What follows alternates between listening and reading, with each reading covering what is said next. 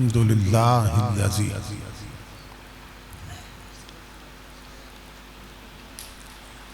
ज़य्यनन नबिय्यीन बिहबीबिहिल मुस्तफ़ा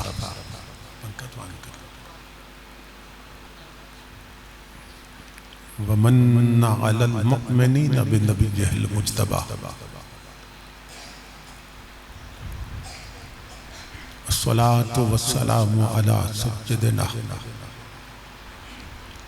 व मौलाना मुहम्मदिन खैरिल वरा व अला आलिहि व अस्हाबिहिल मुतअद्दिबीन बित्तक़वा अम्मा बअद फ़अऊज़ु बिल्लाहि अस्समीइल अलीम मिनश शैतानिर लईनिर रजीम बिस्मिल्लाहिर रहमानिर रहीम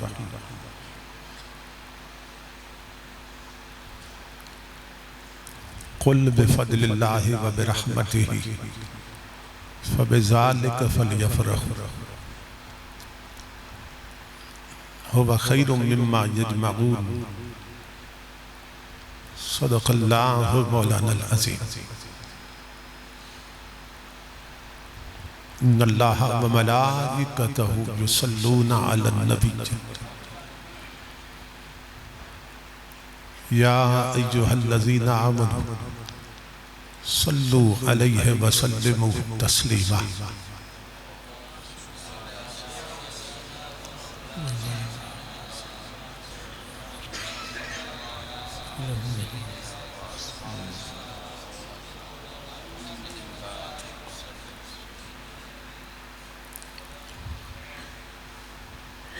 लाइके सद-ए-एहतराम मोहतरम मशाइख व उलमाए किराम,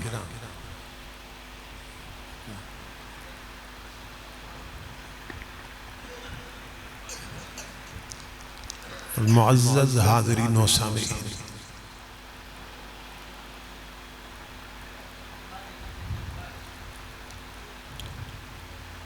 अल्लाह रब्बुल इज़्ज़त का लाख लाख शुक्र है कि जिसने अपनी तौफीक खास से आपको और मुझे आज की इस अज़ीम शान अज़ीमुल मकासिद और कसीरुल बरकात मिलादुन नबी कॉन्फ्रेंस में हाज़िरी का शरफ़ अता किया और अपना और अपने महबूब मुकर्रम सल्लल्लाहु ताला अलैहि वसल्लम का ज़िक्र पाक और पैगाम अज़ीम सुनने और सुनाने की तौफीक अता फरमाई। इस अज़ीम शान प्रोग्राम के इनेकाद पर मैं आप तमाम हज़रात की खिदमत में बिलउमूम बरादर मोहतरम खतीब इस्लाम मुजाहिद मिल्लत मुखलिसी फिल्लाह हज़रत अल्लामा सरफराज इलाही साहिब ज़ीद मजदू और इनके जुमला रुफ़क़ा और मुआविनीन की खिदमत में बिलखुसूस दिल की अता गहराइयों से हदिया तबरी को तासीन पेश करता हूँ और दुआ करता हूँ कि अल्लाह रब्बुल इज़्ज़त दोस्तों की इस मेहनत को और हम सब की हाज़िरी को अपनी पाक बारगाह में कबूल व मंजूर फरमाए और आज की इस नशिस्त को हमारी एतिक़ादी फ़िक्री और अमली तरबियत के एतबार से नतीजा खेज और बामकसद बनाए। मैं बरादर मोहतरम जनाब एहसान साहिब और वाहिद साहिब कभी शुक्रगुजार हूँ कि जिनकी मोहब्बतें शामिल हाल रही, खुशबख्त और खुश नसीब होते हैं वो लोग जिन्हें अल्लाह रब्बुल इज़्ज़त इस तरह की पाकीज़ा मजालिस में हाज़िरी का शरफ अता करता है कि इन महफिलों में खुद आया नहीं जाता बल्कि बुलाया जाता है। हम देखते हैं, हमारा मुशाहदा है कि बहुत से लोग बहुत करीब रह के भी नहीं आते, बहुत से लोग बहुत दूर से पहुंच जाते हैं। कई अमीर नहीं आते मगर गरीब पहुंच जाते हैं, कई बड़ी उम्र के नहीं आते मगर छोटी उम्र के बच्चे पहुंच जाते हैं। तो इसके सिवा कुछ नहीं कहा जा सकता कि अल्लाह और उसके महबूब की ये बारगाह इतनी बुलंद बारगाह है कि यहाँ खुद आया नहीं जाता बल्कि बुलाया जाता है। और ये भी उसूल है कि जब बुलाया जाता है फिर नवाजा भी जाता है। तूर और मेराज के किस्सों से होता है अयां, अपना जाना और है उनका बुलाना और है। तो जब वो बुलाता है फिर नवाज भी देता है। नबी अकरम सल्लल्लाहु ताला अलैहि वसल्लम का इरशाद गिरामी है, इज़ा मररतुम बिरियाज़िल जन्नति फरजौ, कि ऐ मेरे गुलामों जब जन्नत के बागों में जाओ तो फिर अपनी खुराक ले लिया करो। जब जन्नत के बागों में जाओ तो फिर अपनी ग़िज़ा ले लिया करो।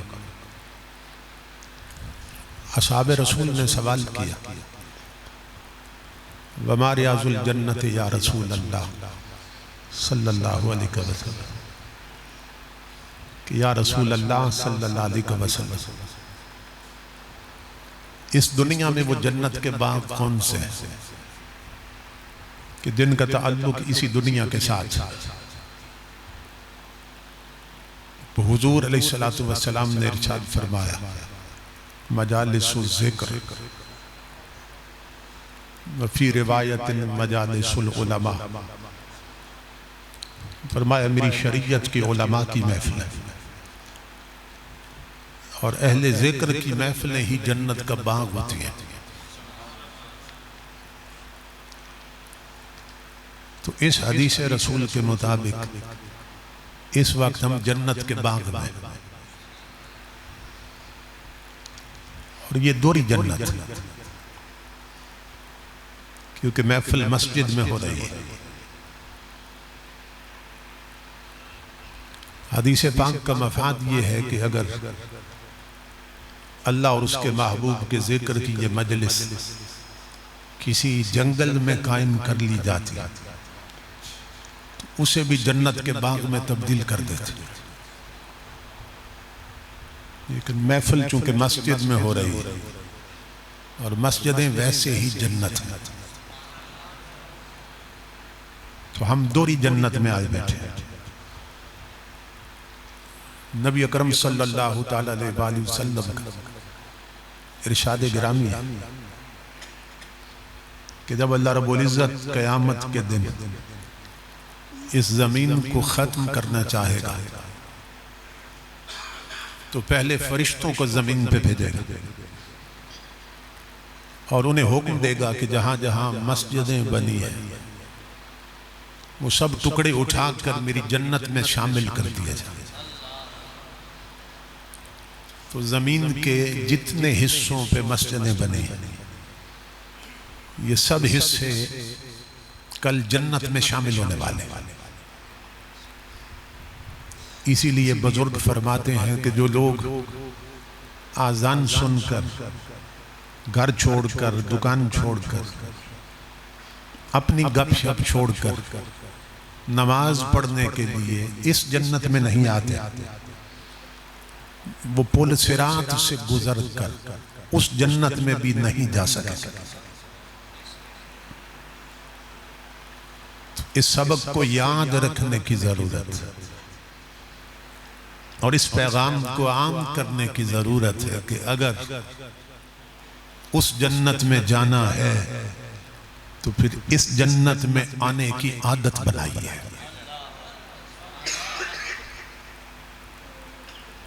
आप देख लें कि आज़ान सुनकर कितने लोग हैं जो इस जन्नत में आते हैं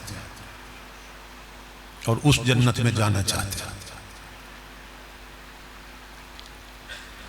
तो ये बड़ी खुशबख्ती की बात है कि हम बाग़े जन्नत में आज बैठे। अब तसव्वुर करें ये 15वीं सदी है। हम जैसे गुनाहगार लोग जिस मजलिस में हुजूर का जिक्र कर रहे, वो जगह जन्नत का बाग बन जाती है। तो असहाबे रसूल की उन महफिलों का मकाम क्या होगा कि जिन महफिलों में सिर्फ जिक्र रसूल ही नहीं होता था, खुद जाते रसूल भी होती थी। अज़वाज रसूल के उन घरों का मकाम क्या होगा और अहले बैत रसूल के उन घरों का मकाम क्या होगा कि जिनमें सिर्फ जिक्र रसूल ही नहीं होता था, खुद जाते रसूल भी होती थी। कोई सहाबी जब हदीस को रिवायत करते हैं तो कहते हैं समेअतु रसूल अल्लाह सल्लल्लाहु अलैहि वसल्लम यक़ूल, कि मैंने हुजूर को सुना मेरे आका यूं फरमा रहे थे। कोई सहाबी हदीस को रिवायत करता है तो कहता है रअयतु रसूल अल्लाह सल्लल्लाहु अलैहि वसल्लम, कि मैंने हुजूर को देखा मेरे आका यूं फरमा रहे थे। कोई सहाबी हदीस को रिवायत करता है तो कहता है जलस्तु इंद रसूलिल्लाह सल्लल्लाहु अलैहि वसल्लम, कि मैं हुजूर के कदमों में बैठा था कि मेरे आका यूं फरमा रहे थे। मैं हुजूर को देख रहा था, मैं हुजूर की सुन रहा था और मैं हुजूर के कदमों में बैठा था, मेरे आका यूं फरमा रहे थे। ये जुमले असहाबे रसूल के सिवा कौन बोल सकता है कि दिन की महफिलों में जिक्र रसूल ही नहीं होता था, खुद जाते रसूल भी होती थी। तो ये अल्लाह के एहसान है कि उसने हमें दोरी जन्नत में हाजिरी का शरफ अता फरमा दी। इन महफिलों की और मस्जिद की हाजिरी को छोटी हाजिरी ना समझा करें। बहुत से लोग जब घरों से निकलते हैं तो बदबख्त होते हैं और इस मजलिस में जब बैठ जाते हैं उठने से पहले खुशबख्त बना दिए जाते हैं। बहुत से लोग जब घरों से निकलते हैं तो जहन्नमी होते हैं और ऐसी मजलिस में या अल्लाह के घर में जब हाजिर होके बैठ के उठने से पहले जन्नती बना दिए जाते हैं। तो यहाँ तकदीरें बदल जाती हैं। दुनियावी महफिलें बंदों से संवरती हैं। सियासत की महफिल हो, दुनिया की महफिल हो, लोगों के आने से संवरती है। लेकिन अल्लाह और उसके महबूब के जिक्र की मजलिस में आने वाले लोगों को अपना मुकद्दर संवर जाता है, उनका अपना बख्त संवर जाता है। इसलिए मस्जिद और महफिल की हाजिरी को जरूरी समझें। मुजव्वज़ा उन्वान पर गुफ्तगू के लिए मैंने कुरान हकीम के जो अल्फाज तिलावत करने का शरफ हासिल किया है, इनमें अल्लाह रब्बुल इज़्ज़त ने फरमाया कुल, ऐ मेरे हबीब आप फरमा दीजिए। किससे? मेरे बंदों से। ऐ मेरे हबीब आप फरमा दीजिए। किससे? अपनी उम्मत से। और क्या फरमा दीजिए? बिफज़लिल्लाहि व बिरहमतिही फबिज़ालिका फ़लयफ़रहू, कि लोगों जब अल्लाह का फजल और रहमत मिले तो फिर खुशी मनाओ। हुवा खैरुम मिम्मा यजमऊन, और तुम्हारा ये खुशी मनाना और उस दुनियावी मालो दौलत से बेहतर है जिसको तुमने जमा कर रखा है। पैगाम ये देना है कि महबूब मेरे बंदों से फरमा दें कि अल्लाह का फजल और रहमत मिले तो फिर खुशी मना। ये पैगाम देना है। लेकिन अल्लाह रब्बुल इज्जत पैगाम खुद नहीं देता। पैगाम किसका है? अल्लाह का है। तो बंदे किसके हैं? बंदे भी अल्लाह के हैं, पैगाम भी अल्लाह का है। मगर अपना पैगाम अपने बंदों को खुद नहीं देता, अपने हबीब से दिलवाता है। अपनी बात अपने बंदों से खुद नहीं करता, अपने महबूब से करवाता है, ताकि लोगों को महबूब का मनसब मालूम हो जाए, महबूब की अथॉरिटी मालूम हो जाए, महबूब की शान मालूम हो जाए कि मैं जब रब होकर इस महबूब के वसीले के बगैर तुमसे बात भी नहीं करता, तो तुम बंदे होकर इसके वसीले के बगैर मुझ तक कैसे आ सकते हो? मैं कादिर होकर महबूब के वास्ते के बगैर तुमसे बात भी नहीं करता, और तुम कमजोर और मजबूर होकर इसके वसीले के बगैर मुझ तक कैसे आ सकते हो? तो कुल कहकर अल्लाह रब्बुल इज्जत ने अपने और अपनी मखलूक के दरमियान अपने महबूब को वसीला बनने का खुद हुक्म दिया है। ये कुल का लफ्ज बता रहा है कि हुजूर को अपना वसीला हमने नहीं बनाया, उन्हें हमारा वसीला खुदा ने बनाया। ये पैगंबर का मनसब है, ये पैगंबर की अथॉरिटी है। नबी हमारे जैसे नहीं होते। पैगंबर की जात के दो पहलू होते हैं, दो एस्पेक्ट्स होते हैं। हजरत शाह वलीउल्लाह मुहद्दिस देलवी फरमाते हैं, ये उस बाप के बेटे हैं जो हर साल हुजूर का मीलाद मनाया करते हैं। हजरत शाह अब्दुल रहीम मुहद्दिस देलवी रहमतुल्लाहि ताला अलैह, आप फरमाते हैं कि एक साल घर में भुने हुए चनों के सिवा कुछ नहीं था, तो मैंने उन्हीं चनों पे हुजूर का मीलाद पढ़ा, कलाम पढ़ा और इसाले सवाब कर दिया। तो रात को जब मैं सोया तो मुझे हुजूर की ज़ियारत हुई, तो मैंने देखा कि मेरे भेजे हुए चने हुजूर के सामने पड़े थे और आप उन्हें देख के खुशी का इजहार फरमा रहे थे।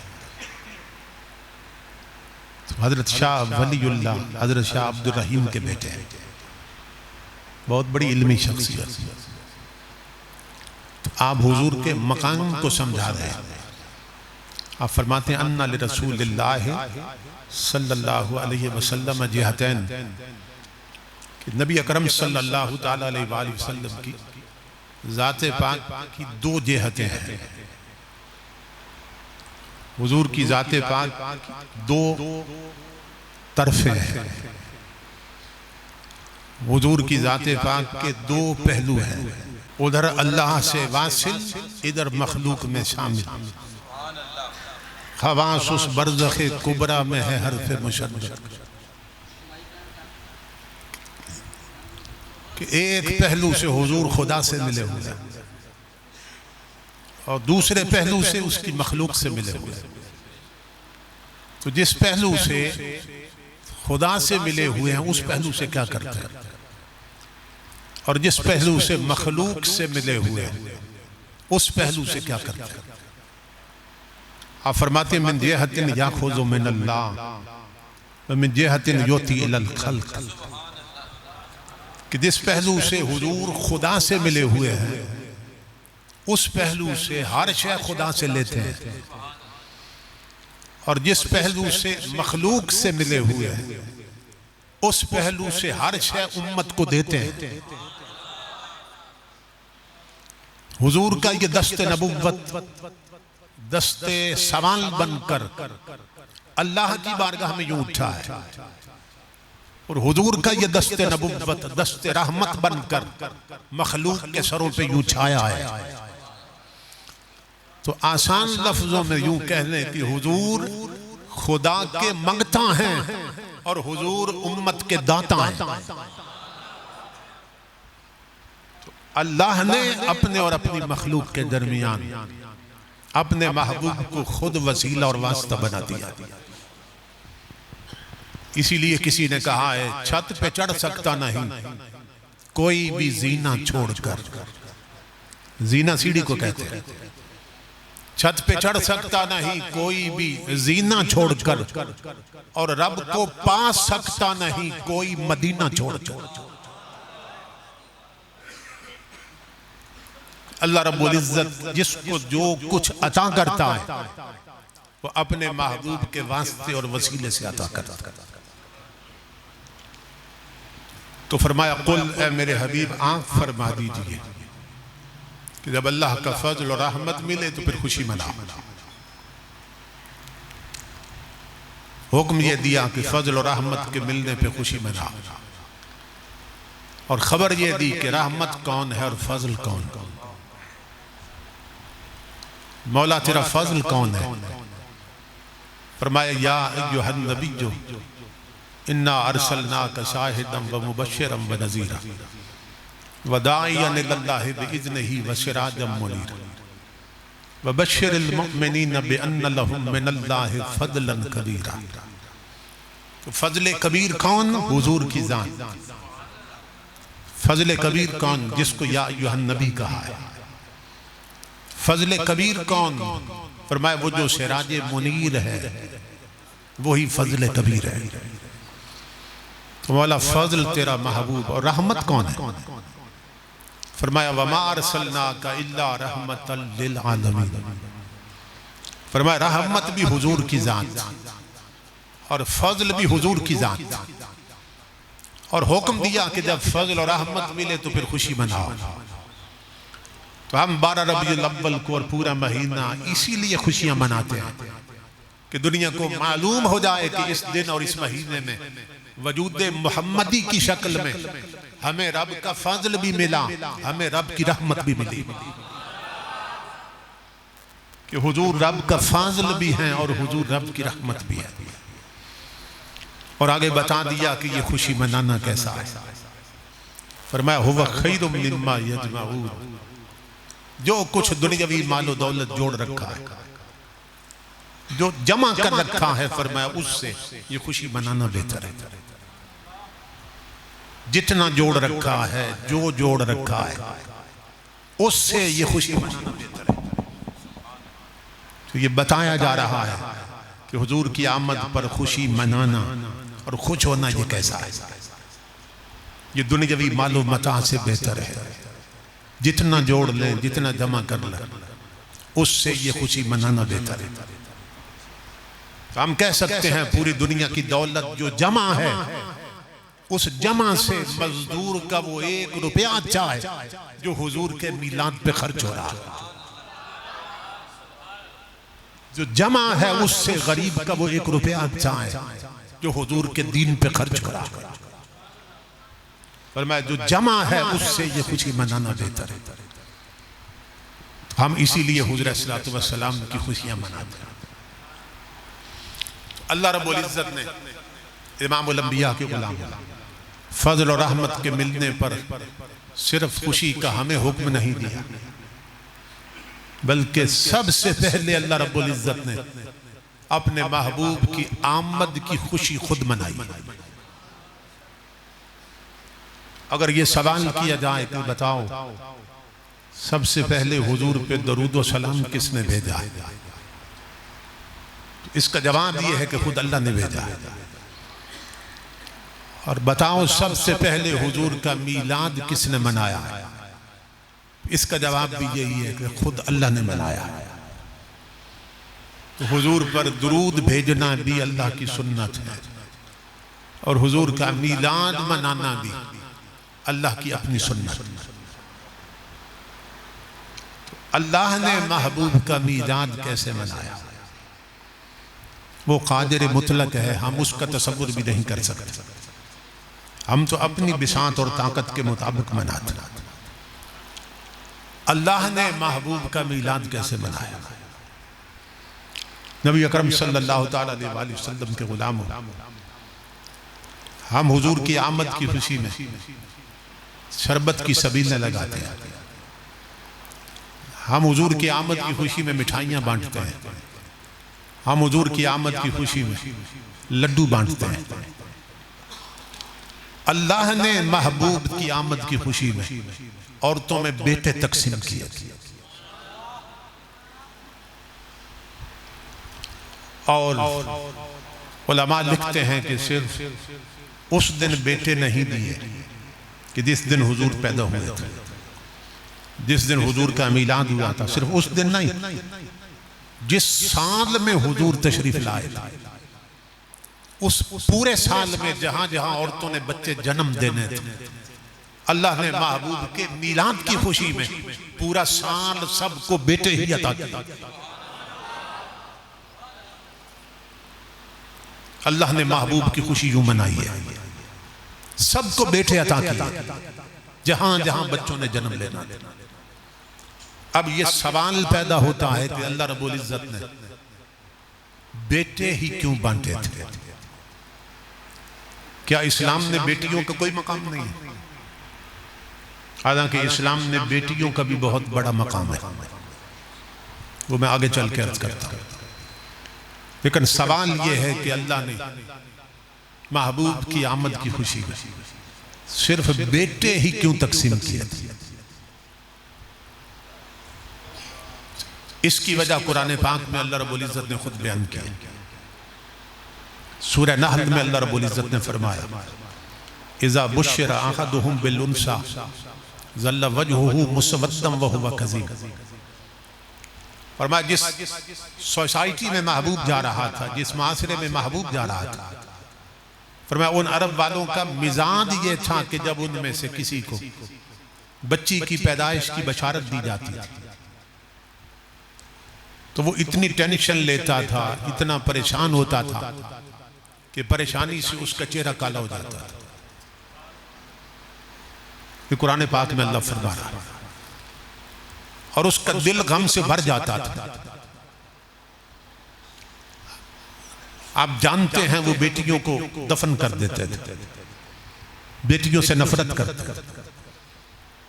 कुरान में अल्लाह फरमा रहा है जब किसी के घर में बेटी पैदा होती उसको बशारत दी जाती कि तेरे घर में बेटी पैदा हुई, तो परेशानी से उसका चेहरा काला हो जाता और दिल उसका गम से भर जाता।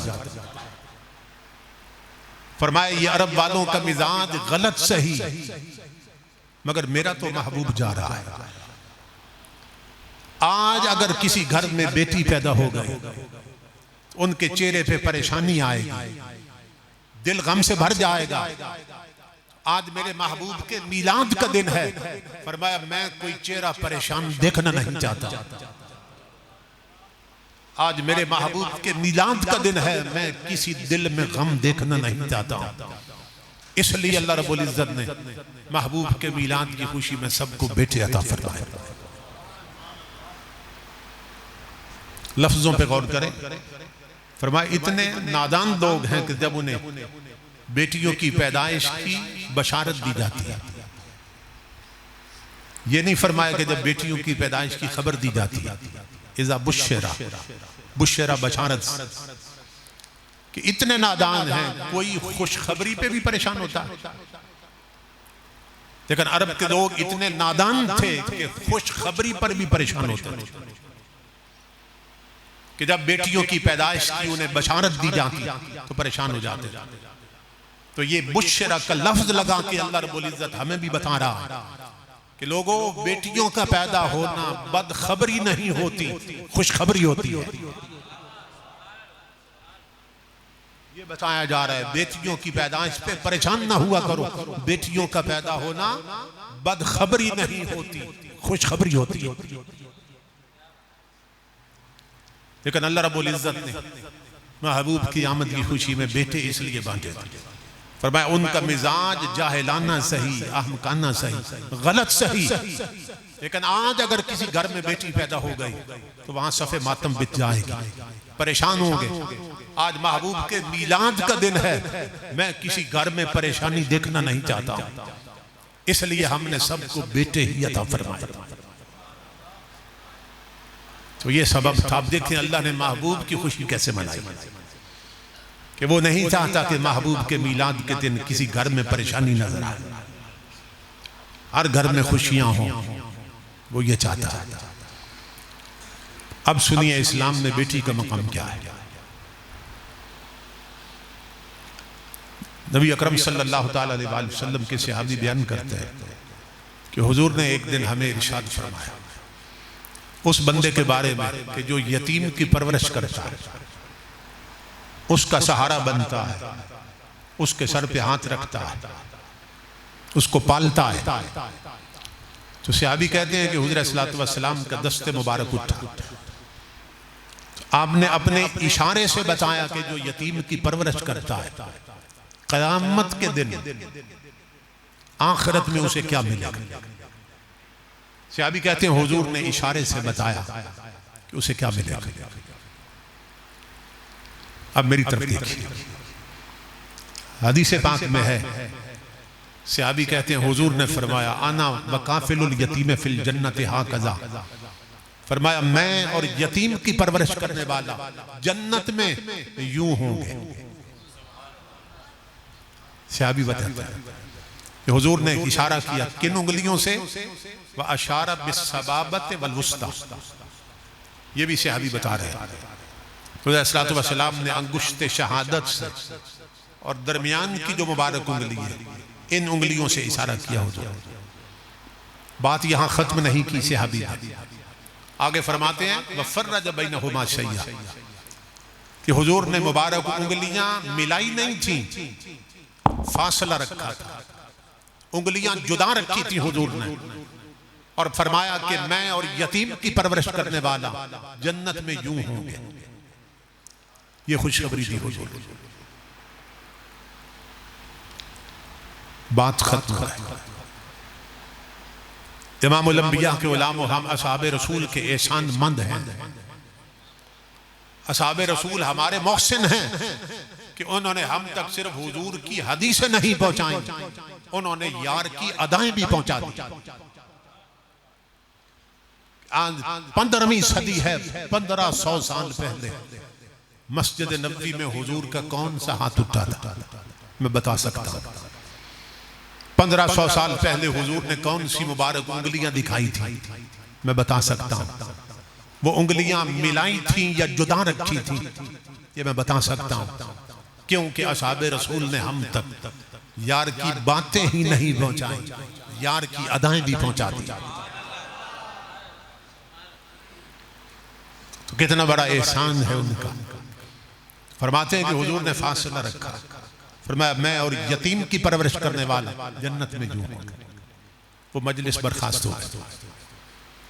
फिर कोई और दिन आया, फिर लोग जमा हुए, फिर हुजूर तशरीफ फरमा हुए, और आज इमामुल अंबिया उस बंदे का अजर बता रहे थे जिसे अल्लाह पाक 2 बेटियां अता करे और वो अच्छे तरीके से उनकी परवरिश कर दे, हत्ता कि वो जवान हो जाए, उनकी गुत्ती में कुरान रख दे, उन्हें शर्म और हया का पैकर बनाए, उन्हें इस्लामी पर्दा करना सिखाए, उन बेटियों को इस्लामी लिबास पहनना सिखाए, उन्हें फिल्मी नागने न बनाए, हजरत फातिमा तो ज़हरा के दर की कनीजें बनाए। आका ने फरमाया जिसे अल्लाह 2 बेटियां अता करे और वो अच्छे तरीके से परवरिश कर दे, हत्ता कि वो जवान हो जाए, उसको क्या मिलेगा। सहाबा कहते हैं आज फिर हुजूर का वही मुबारक हाथ उठा था, वही उंगलियां हुजूर ने दिखाई थी, मगर आज मंजर थोड़ा बदल गया था। इमामुल अंबिया ने फरमाया मन आला जारियतैन हत्ता तबलुगा जा यौमल क़ियामत अना व हुवा हकज़ा, फरमाया जिसे अल्लाह दो बेटियां अता करे वो अच्छे तरीके से परवरिश कर दे हत्ता कि वो जवान हो जाएं। तो फरमाया मेरा वो गुलाम और मैं कयामत के मैदान में यूं आएंगे। सहाबी कहते हैं वज़म्मा असाबिहु, आज ताजदारे कायनात ने उंगलियां मिला दी थी और फासला खत्म कर दिया। इमामुल अंबिया ने फरमाया बेटियों की अच्छी तरबियत करने वाला कयामत के मैदान में मेरे इतना करीब होगा। दो उंगलियां मिला दी। अब दो उंगलियां मिल जाएं तो तीसरी उंगली की गुंजाइश है नहीं है। तो आका बशारत दे रहे हैं, खुशखबरी दे रहे हैं कि जिसने बेटियों की अच्छी तरबियत कर दी वो कयामत के मैदान में मेरा इतना करीब होगा कि उसके और मेरे दरमियान तीसरा बंदा कोई नहीं होगा, वो इतना करीब होगा। ये खुशखबरी दे रहे हैं हज़रत। अब इमामुल अंबिया के उलामा मुझे बताइए कि एक ही वक्त में कयामत के मैदान में हुजूर के इतना करीब कितने बंदे हो सकते हैं कि दरमियान और कोई ना हो। एक ही वक्त में इतना करीब कितने बंदे हो सकते हैं कि दरमियान और कोई ना हो। तो हमारी अक्ल में बात आती है वो तो यही है, 3 बंदे इतना करीब हो सकते हैं कि दरमियान और कोई ना हो। एक हुजूर के दाएं तरफ खड़ा हो जाए, शफकतन दाएं तरफ खड़ा कर, इतना करीब हो के दरमियान और कोई ना हो। दूसरे को शफकतन बाएं तरफ खड़ा कर, इतना करीब हो के दरमियान और कोई ना आ सके। जैसे एक बार मस्जिद में तशरीफ लाए थे, दाएं तरफ सिद्दीक अकबर थे और बाएं तरफ फारूक आज़म, और हुजूर ने दोनों के हाथ पकड़े थे और मस्जिद में तशरीफ लाए। तो सहाबा ये मंजर देखकर बहुत खुश हुए। इमामुल अंबिया ने फरमाया मेरे सहाबियों इस मंजर को याद रखना, फिर भी देखोगे। आका फिर कब देखेंगे? फरमाया हाँ कज़ा नुबासु यौमल क़ियामत। फरमाया जिस तरह मैं इस वक्त मस्जिद में आना हूं, मैं इसी तरह मैदान क़यामत में आऊंगा। मेरे दाएं सिद्दीक अकबर होंगे और बाएं फारूक आज़म होंगे। तो ये हदीस बता रही है दाएं बाएं सिद्दीक अकबर और फारूक आज़म होंगे। और हुजूर यूं खुशखबरी सुना रहे हैं उसको जिसने बेटियों की अच्छी तरबियत कर दी कि वो मेरे इतना करीब होगा। तो एक ही वक्त में कितने बंदे हो सकते हैं? 3 बंदे कि इतना करीब हो जाए कि दरमियान और कोई ना आ सके। एक दाएं खड़ा हो जाए, एक हुजूर के बाएं खड़ा हो जाए और एक हुजूर के पीछे खड़ा हो जाए। ये तीनों इतने करीब हो के दरमियान और कोई ना आ सके। अब अदबन हुजूर के आगे इतना करीब तो खड़ा हो कोई नहीं सकता, हुजूर के अदब की वजह से। अब आगे तो इतना करीब खड़ा कोई नहीं हो सकता। तो अकल में तो ये बात आती है 3 बंदे ही इतने करीब हो सकते हैं। अब मुझे बताइए कि ये जो मुबारक उंगलियां जोड़ के हुजूर ने बेटियों की अच्छी तरबियत करने वालों को बशारत दी, तो उम्मत के सिर्फ 3 बंदों को बशारत दी है या पूरी उम्मत को दी है? ये खुशखबरी हुजूर पूरी उम्मत को दे रहा है, सिर्फ 3 बंदों को तो नहीं दे रहा। तो अकल में तो यह आता है कि 3 ही इतना करीब हो सकते हैं, और हदीस में बशारत हुजूर पूरी उम्मत को दे रहा है। तो फिर क्या मतलब इसका? मतलब यह है कि 3 की फिक्र न करो, 3000 भी हो जाए, 3 लाख भी हो जाए, 3 करोड़ भी हो जाए। फरमाया बेटियों की अच्छी तरबियत करना तुम्हारा काम है। कयामत के दिन हर उम्मती समझेगा मुस्तफा मेरे साथ खड़े हैं, हर गुलाम समझेगा हुजूर मेरे साथ खड़े हैं। जिसने भी बेटियों की अच्छी तरबियत की होगी वह हर उम्मती समझेगा हुजूर मेरे साथ खड़े। और यही अकीदा हाजिर और नाजिर है कि एक ही वक्त में हुजूर यहां भी हैं वहां भी हैं। ताजदार कायनात ने बता दिया कि बेटियों की अच्छी तरबियत करना ये कितने बड़े अजर का बाइस है। इतना ज्यादा कुर्बे रसूल नसीब होता। मेरे भाइयों, आज हम बेटियों की तरबियत भूल गए।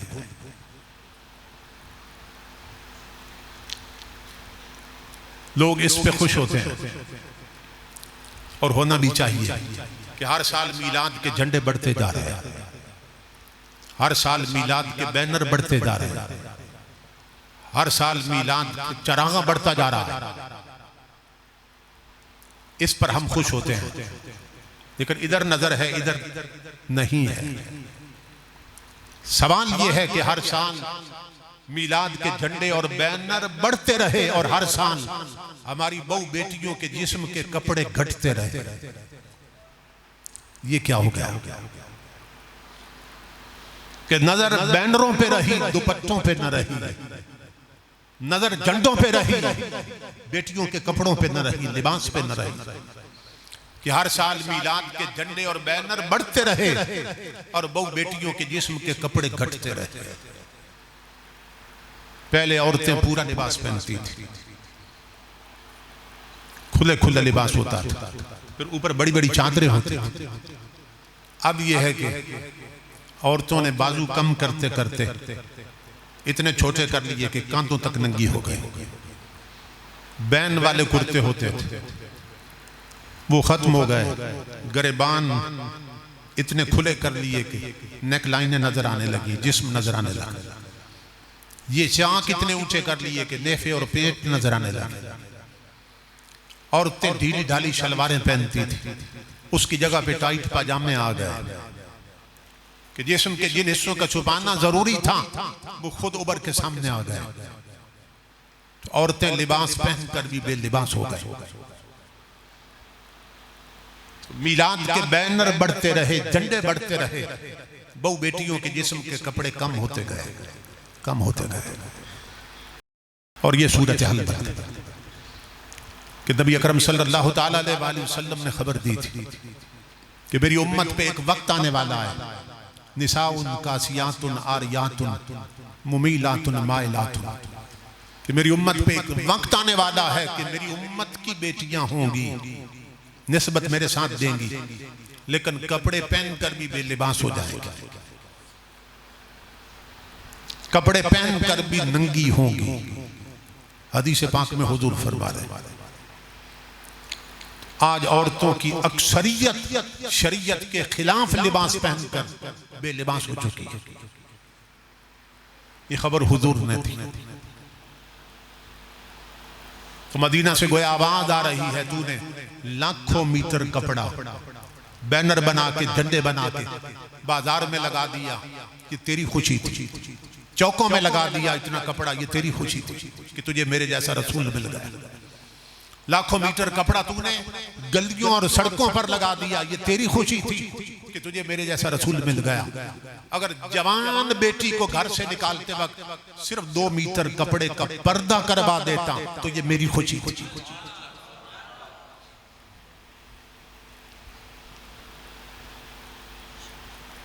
तो इधर नजर रखी है, इधर भी तो देखिए इधर क्या हो गया। तो इमामुल अंबिया फरमाते हैं मेरी उम्मत पे वक्त आने वाला है, औरतें कपड़े पहनकर भी बेलिबास हो जाएंगी, कपड़े पहनकर भी नंगी होंगी। अब शारीन हदीस ने लिखा कि औरत कपड़े पहनकर बेलिबास कैसे होती है। उसके 3 असबाब बयान किया। जो औरतें शॉर्ट ड्रेस पहनती हैं, मुख्तसर लिबास पहनती हैं कि जिस्म के कुछ हिस्से पे कपड़ा होता है, कुछ हिस्सा नंगा होता है, वो कपड़े पहनकर भी बेलिबास होती है शरीयत की नजर। जो टाइट लिबास पहनती हैं, तंग लिबास पहनती हैं, चुस्त लिबास पहनती हैं कि जिस्म उबर के सामने आता है, ऐसी औरत भी शरीयत की नजर में लिबास पहनकर नंगी है। और वो औरतें जो पतला लिबास पहनती हैं, बारीक लिबास पहनती हैं गर्मियों में, कि लिबास होता है मगर अंदर से जिस्म नजर आ रहा होता है, ऐसी औरतें कपड़े पहनकर भी नंगी हैं। अब हमारी औरतों की अक्सरियत इन 3 किस्म का लिबास पहन रही है। या शॉर्ट ड्रेस पहनती हैं, या चुस्त लिबास पहनती हैं, या बारीक लिबास पहनती हैं। तो इमाम उल अंबिया फरमा रहे हैं मेरी उम्मत पे वक्त आएगा कि औरतें बेलिबास हो जाएंगी और मुमीलातुन माइलातुन, घर से बन संवर के निकलेंगी लोगों को अपनी तरफ माइल करने के लिए, और खुद माइल होंगी उनकी तरफ और उन्हें माइल करेंगी अपनी तरफ। और रूसुहुन्ना का असनिमतिल बुख्तिल माइला, अपने बालों के इस तरह पीछे जूड़े बनाएंगी कि जिस तरह अरब के बुख्ती ऊँटों की कुहाने होती हैं। ये हुजूर ने खबर दी, पीछे जूड़े बनाएंगी कैचर और क्लिप के साथ कि जिस तरह अरब के बुख्ती ऊँटों की कुहाने होती हैं। वो कितने नादान हैं जो कहते हैं हुजूर दीवार के पीछे की खबर नहीं रखते। जो रसूल 15 सदियां पहले, 1500 साल पहले हमारी बहु बेटियों के उतरे हुए दुपट्टों की खबर दे रहा है, वो नहीं जानता कि दीवार के पीछे क्या है। इसीलिए हजरत शाह नसीरुद्दीन नसीर ने कहा था हाजिरो नाजिरो नूरो बशर गैब को छोड़ शोकर कर वो तेरे ऐबों को छुपाए हुए। तो इमाम उल अंबिया ने खबर दी ऐसी औरतें टाइट लिबास पहनने वाली, बारीक पहनने वाली और चुस्त लिबास और मुख्तसर लिबास पहनने वाली, कपड़े पहन के भी नंगी हैं शरीयत की नजर में। और आगे सजा क्या है, ला यदखुलनल जन्नत वला यजिदन रिहा, फरमाया जन्नत जाना तो दूर की बात है, ऐसी औरतें जन्नत की खुशबू भी नहीं पा सकेंगी, जहन्नम में इतने दूर फेंक दी जाएंगी। तो इमाम उल अंबिया के गुलामों, हम इधर देखते हैं तो इधर भी तो देखिए। तो जुलूस लेकर हम सड़कों पे निकले, ये हमारी खुशी थी। लेकिन अगर आजान सुनकर 5 वक्त मस्जिद में नमाज पढ़ने आ जाते तो ये हुजूर की खुशी थी। ये तवज्जो तलब बात। जब मीलाद का जुलूस निकलता है तो जुलूस में रक्शे भी होते हैं, सुजुकियां भी, ट्रक भी, ट्रालियां भी, ट्रैक्टर भी, बसें भी शामिल हो जाती हैं। तो किसी पर कव्वाली चल रही है, किसी पर तिलावत है, किसी पर नात शरीफ लगी। मीलाद के दिन जिस दिन जुलूस निकलता तो ये ट्रालियां, ये ट्रैक्टर, ये रक्शे और सुजुकियां ये आज अचानक आसमान से उतरे हैं या पहले भी यही सड़कों पे चलते थे? पहले भी चलते थे। तो सवाल यह है कि आज मीलाद के दिन दिन पर तिलावत और नातें लगी हैं, बाकी 11 महीने इन्हीं बसों में, कोचों में, ट्रकों में, सुजुकियों में और रक्शों में तवाइफों के गाने क्यों चलते हैं? सिर्फ एक दिन मीलाद के दिन जुलूस में नातें चलती हैं, तिलावत चलती है या कव्वाली चलती है, और बाकी 11 महीने इन्हीं चीजों में गाने चल रहे होते हैं। रक्शे में बैठो तो गाने की आवाज, ट्रक से गुजरे तो गाने की आवाज, सुजुकी में बैठो तो गाना चल रहा है, बसों में बैठो तो सिर्फ गाने नहीं फिल्में चल रही हैं। तो ये तवज्जो तलब बात। इसका मतलब ये है हम सिर्फ एक दिन के लिए हुजूर के गुलाम बनते हैं और 11 महीने आजाद हो जाते हैं। एक है वाक़या मीलाद, एक है मकसद मीलाद, एक है कि हुजूर इस दुनिया में कैसे तशरीफ लाए, एक है हुजूर इस दुनिया में क्यों तशरीफ लाए। तो ताजदार कायनात की आमद का मकसद यह था कि हम अंदर से बाहर तक हुजूर की शरीयत के रंग में रंग जाए। हुजूर की अम्मी जान फरमाती हैं जब मेरे बेटे नीलाद हुआ, विलादत हुई, आते ही हुजूर ने सर सजदे में डाल दिया। आप फरमाती हैं मैं इस अमल पे बहुत हैरान हो गया कि उम्र बच्चों वाली है, काम नबियों वाला दिखा रहा है। आते ही सर सजदे। मैंने कान करीब किए कि सुनो तो सही क्या कहते हैं। फसमे तो मैंने सुना, वह यकूलो, वो फरमा रहे थे अल्लाहुम्मा अग़फ़िर लि उम्मती, मौला मेरी उम्मत के गुनाह माफ कर। ताजदार कायनात इस दुनिया में आते ही अपने रब का सजदा नहीं भूले। तो हम हुजूर का मीलाद मनाएं और नमाजें न पढ़ें, सजदे छोड़ दें, तो बताएं कि हमारा कैसे ताल्लुक बनेगा हुजूर के साथ। तो हमने चरागा करके, झंडे लगा के, बैनर लगा के, जुलूस निकाल के, सिर्फ मीलादी नहीं बनना, हमने 5 वक्त का नमाजी भी बनना। आका ने बताया कि अल्लाह का सजदा कितना जरूरी है। आते ही अल्लाह रब्बुल इज्जत के सजदे में गिर। हम हुजूर के 2 बड़े जलसे करते हैं साल में। वैसे तो पूरा साल होते रहते हैं, लेकिन एक रजब में, एक रबीउल अव्वल में। और रजब में मेराजुन नबी का जलसा होता है, तब हुजूर रब का दीदार करने गए। और रबीउल अव्वल में हुजूर का मीलादुन नबी होता है। ये 2 जलसे हम करते हैं। तो जब हुजूर मेराज पे गए तो सजदे तोहफे में मिले थे, नमाजें तोहफे में मिली थी। और हुजूर का जब अपना मीलाद हुआ और मिलादत हुई तो सबसे पहले खुद रब के सजदे में गए। तो जो हुजूर का मीलाद भी मनाए, मेराज भी मनाए और सजदे न करे, नमाजें न पढ़े, उसका हुजूर से क्या ताल्लुक बने? ये तवज्जो तलब बात। नबी अकरम सल्लल्लाहु तआला अलैहि वसल्लम ने इसकी खबर दी थी, बैनल अब्द वल कुफ्र तर्कुस सलात। फरमाया मोमिन में और काफिर में फर्क ही नमाज करती है। तो जिसने ये फर्क भी मिटा दिया, बताइए उसका ईमान कहां गया? जिसने ये फर्क भी मिटा दिया। अब आप मस्जिद के इर्द गिर्द आबादी देखिए और 5 वक्त मस्जिद के नमाजी देखिए कितने हैं। कितने अफसोस की बात, हम मीलादी बन गए मगर 5 वक्त के नमाजी न बने। इसकी हुजूर ने खबर दी थी। आका ने फरमाया था मेरी उम्मत पे एक वक्त आने वाला है। एक हदीस पाक में कुर्बे क़यामत की 72 अलामतें हुजूर ने बयान की और 3 ये थी कि वहुल्लियतिल मसाहिफ वसुव्विरतिल मसाजिद वतुव्विलतिल मनाइर। हुजूर ने फरमाया मेरी उम्मत पे वक्त आने वाला है, हर घर में कुरान सजा समरा पड़ा होगा मगर पढ़ने वाला कोई नहीं होगा। देख ले मुसलमानों का कोई घर ऐसा नहीं कि कुरान ना हो, लेकिन तिलावत करने वाले कहां गए? मुसलमानों के घर में जाएं तो पूछना पड़ता है कुरान कहां रखा है। टीवी पूछने की जरूरत नहीं, एलसीडी पूछने की जरूरत नहीं, वो सामने लग रहा। कुरान को अलमारी में बंद छुपा रखा। जिसे हर वक्त सामने रखना था उसे छुपा दिया, जिसे छुपाना था उसे सजा रखा। तो हुजूर ने खबर दी मेरी उम्मत पे वक्त आएगा, हर घर में कुरान सजा समरा पड़ा होगा, बेहतरीन गिलाफ में लिपटा हुआ, मगर पढ़ने वाला कोई नहीं होगा।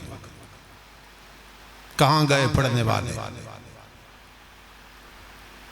वो मुअज़्ज़ज़ थे जमाने में मुसलमान होकर, आज हम खार हुए तारे के कुरान होकर। खुदा के लिए कुरान की तिलावत की आदी बनी है। कुरान से मोहब्बत कीजिए। आज हर बंदे के पास टच मोबाइल है, आसान है कुरान पाक पढ़ना भी और सुनना भी आसान। पढ़ नहीं सकते तो सुन लिया। हुजूर ज़ियाद उम्मत ने अपने खुतबात में इरशाद फरमाई है ये हदीस पाक। नबी अकरम सल्लल्लाहु तआला अलैहि वसल्लम मिंबर पे जलवगर थे और हुजूर ने 15 सदियां पहले अपनी एक हसरत बयान की थी। आका ने फरमाया मेरी ये हसरत है, मेरी ये तलब है, मैं ये चाहता हूं। सूरह मुल्क के फजाइल बयान कर रहे थे हुजूर। तबारकल्लज़ी बियदिहिल मुल्क व हुवा अला कुल्लि शैइन क़दीर। इस सूरत की अज़मत और फजीलत बता रहे थे और इरशाद फरमाते हुए हुजूर ने इरशाद फरमाया उहिब्बु अन तकूना हाज़िहि सूरा फ़ी क़ल्बि कुल्लि रजुलिन व इम्रअतिन मिन उम्मती। हुजूर ने फरमाया मेरी हसरत है, मेरी तलब है कि ये जो सूरत मुल्क है ये मेरे हर उम्मती के सीने में चली जाए। क्या मतलब? मेरा हर उम्मती इस सूरत को जुबानी याद कर ले, ये मेरी हसरत है, उसके सीने में महफूज हो जाए। इसकी 30 आयतें हैं और सिर्फ 2 रकू, छोटी सी सूरत। एक बंदा सुबह से शाम तक एक आयत सुनता रहे ना तो शाम तक याद हो जाती। और महीने में 30 दिन होते हैं, तो 30 दिनों में 30 आयतें पूरी सूरत याद हो जाएगी और हुजूर की हसरत पूरी हो जाएगी। वो कितना खुशबख्त उम्मती है जो आज भी हुजूर की हसरत पूरी कर दी। आका ने फरमाया था, और जो सहाबी इस हदीस को रिवायत करते हैं वो कहते हैं जिस दिन हुजूर ने फरमाया था उस दिन मदीना में ना कोई मर्द रहा था, ना कोई औरत बची, ना कोई आजाद रहा, ना गुलाम रहा, सब ने ये सूरत जुबानी याद कर ली कि जब हुजूर की हसरत है तो इसको हम याद करते हैं। इसलिए अपने रक्षे हैं तो उनमें तिलावत चलाया करें। सुजुकी है तो उसमें कुरान की तिलावत लगा, होटल है तो तिलावत लगा, टच मोबाइल में सुने तो तिलावत सुने। अगर हर मकाम पर इमामुल अंबिया के गुलामों कुरान की आवाज गूंज रही हो तो पूरे माशरे पर अल्लाह की रहमतों की बारिश होगी। कि इमामुल अंबिया फरमाते हैं जहां कुरान पढ़ा जाए ऊपर से उतरने वाली बलाएं अपने रास्ते बदल लेती है कि नीचे मुस्तफा का कुरान पढ़ा जा रहा। इमामुल अंबिया ने फरमाया कि मेरी उम्मत पे वक्त आएगा, उम्मत पे वक्त आएगा हर घर में कुरान सजा संवरा पड़ा होगा मगर पढ़ने वाला कोई नहीं होगा। और नंबर 2 वसुव्विरतिल मसाजिद, मस्जिदें बड़ी सजा दी जाएंगी, मस्जिदें बड़ी डेकोरेट कर दी जाएंगी लेकिन नमाजी कोई नहीं होगा। हमारे बुजुर्ग फरमाते थे कि एक वक्त था मस्जिदें कच्ची थी मगर नमाजी बड़े पक्के थे। आज मस्जिदें पक्की हो गई मगर नमाजी कच्चे हो गए। कोई सिर्फ जुमे का नमाजी रह गया, कोई ईद का नमाजी रह गया, कोई सिर्फ जनाजे का नमाजी रह गया। कहां गए नमाजी मस्जिदों के? मस्जिदें कच्ची थी मगर नमाजी पक्के होते थे। आंधियां आए, झक्कड़ आए, बारिशें हुए, तूफान हो, उनके कदम कोई चीज भी मस्जिद की तरफ बढ़ने से रोक नहीं सकती। लेकिन आज हर गांव में, हर मोहल्ले में, हर रोड पर मस्जिदें पक्की हो गई मगर नमाजी कच्चे हो गए। मुझे अल्लामा साहब फरमा रहे थे बाज़ दफा तन्हा मैं अकेला नमाज पढ़ता हूं। कितने अफसोस की बात, इर्द गिर्द आबादी है और मस्जिद में नमाजी कोई नहीं। एक उस्ताद ने बच्चों से सवाल किया, बच्चों बताओ कौन लोग हैं जो नमाज नहीं पढ़ते? 3 बच्चों ने हाथ खड़े किए।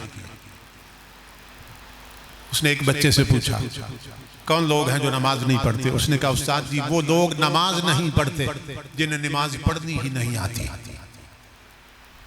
जाहिर है जब आती नहीं तो क्या पढ़ेगा। दूसरा बच्चा कहने लगा उस्ताद जी जो मुर्दे हो मर जाएं वो नमाज नहीं पढ़ते, नमाज जिंदा लोग पढ़ते हैं। अब इसने भी कितनी सच्ची बात की। तीसरे बच्चे ने कहा उस्ताद जी नमाज मोमिन पढ़ते हैं, काफिर नमाज नहीं पढ़ते। एक बच्चे ने कहा नमाज जिन्हें पढ़नी नहीं आती वो नहीं पढ़ते। अब बताइए इमामुल अंबिया के कि हमें पढ़नी नहीं आती या हम मर चुके हैं या खुदा ना खास्ता मोमिन नहीं रहे, फिर किस नंबर में हैं, किस कैटेगरी में कि हम नमाज नहीं पढ़ते। आज इस जलसे में ये सबक लेकर उठे और ये पक्का इरादा करके उठे कि हमने अपने आप को 5 वक्त का पक्का सच्चा नमाजी बनाना। पैसा आम हो गया है, मस्जिद बन रही हो तो कोई कहता है सरिया मेरे जिम्मे है, कोई सीमेंट मेरे जिम्मे कहता है, कोई कहता है टाइलें मैं लगवा दूंगा, कोई कहता है साउंड मेरे जिम्मे, लेकिन खुद नहीं आता मस्जिद में। सरिया भेज देता है, टाइलें भेज देता है, ईंटें भेज देता है, कालीन लगवा देता है, मस्जिद में सजवा देता है, लेकिन खुद नहीं आता मस्जिद। तो ये मुअज्जिन जो 5 वक्त आवाज देता है आओ नमाज की तरफ, आओ फलां की तरफ, तो इसने ईंटों को बुलाया था या तुम्हें आवाज दी थी? इसने कालीन को आवाज दी थी या तुम्हें आवाज दी थी? हम समझते हैं कालीन बिछ गए, पंखे लग गए, टाइलें लग गई, मस्जिद सज गई, ये हमारी नजर में सजी है। मदीना से आवाज आती है नादान, मस्जिदों की जीनत कीमती पंखे नहीं होते, कीमती घड़ियां नहीं होती, कीमती टाइलें नहीं होती, मस्जिदों की जीनत कीमती कालीन नहीं होते, मस्जिदों की जीनत नमाजियों के झुके हुए सर होते हैं। मस्जिदों की जीनत तिलावत करने वाली जुबानें होती हैं। मस्जिदों की जीनत मंगतों के उठे हुए हाथ होते हैं। मस्जिदें सजदों से सजती हैं, कालीनों से और तायदों से नहीं सजती। इसलिए खुदा के लिए 5 वक्त के नमाजी बन जाए। आका ने खबर दी थी वक्त आएगा कि मस्जिदें बड़ी सजा दी जाएंगी मगर नमाजी कोई नहीं होगा। और तीसरी अलामत वतुव्विलतिल मनाए, मीनारे बड़े ऊंचे बना दिए जाएंगे मस्जिदों। लेकिन मीनारे जितने ऊंचे होंगे लोगों के अखलाक उतने ही पस्त और घटिया हो जाएंगे। लोग अपने किरदार में उतने ही नीचे हो जाएंगे मीनारे जितने ऊंचे हो जाएंगे। हमने 5 वक्त का पक्का सच्चा नमाजी बनना है।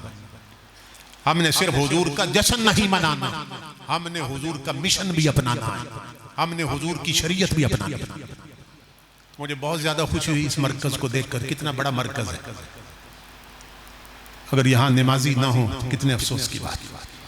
अल्लाह पाक हजरत अल्लामा हाफिज सरफराज इलाही साहिब को सलामत रखे और तमाम दोस्तों को सलामत रखे कि जिनके वजह से हम यहाँ इकट्ठे हुए और थोड़ा सा भूला हुआ सबक याद करने की कोशिश की है। अल्लाह रब्बुल इज़्ज़त हमें पक्का सच्चा नमाजी बनाए, सबका आना कबूल फरमाए और इन उलमाए हक़्क़ा का साया तादेर अहले सुन्नत के सरों पे कायम रखे। वमा अलैना इल्लल बलाग।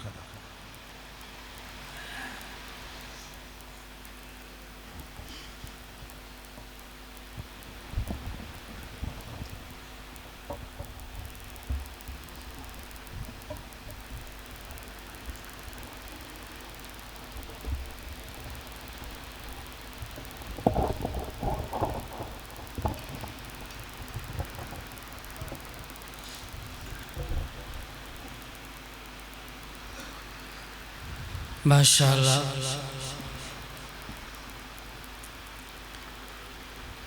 सबसे पहले क़िबला मुजाहिद अहले सुन्नत मसलक पासबान रज़ा जनाब हज़रत अल्लामा मौलाना उमर फैज़ कादरी साहिब, आपका अपनी तरफ से अपने मसलक के तमाम उलमा की तरफ से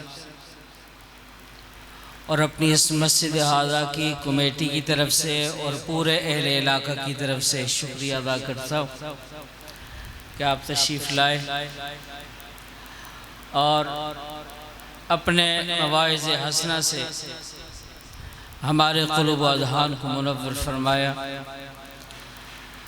अल्लाह तबारक व तआला हम सब को अमल की तौफ़ीक नसीब फरमाए। तमाम उलमा का और आप लोगों का भी तहे दिल से मशकूर हूँ कि आप तशरीफ़ लाए, हमारी इस बज़्म की रौनक बने। अल्लाह तबारक व तआला तमाम की हाज़री कबूल और मंजूर फरमाए।